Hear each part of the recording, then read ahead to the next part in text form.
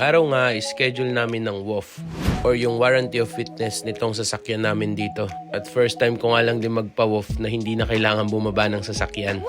Kasi last year, iniwan ko lang tapos binalikan ko na lang din. At thank you Lord kasi pasado na naman. Yes! At next year na ulit tayo magpapa-WOF. After ay dumaan na din kami dito para mag-grocery. At tignan nyo naman siya kung nasaan na naman siya. Ang paborito niyang lugar.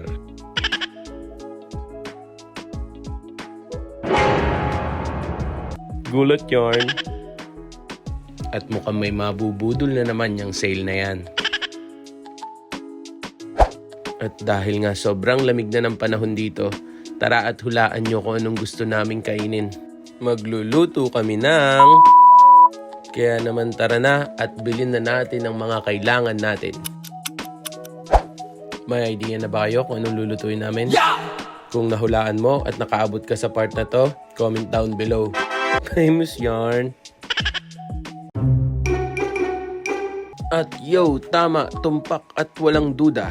Arroz caldo nga ang aming hapunan na may tokwat baboy. Miss na nga namin to. At talaga namang bagay na bagay sa malamig na panahon. Kaya naman, kain na na!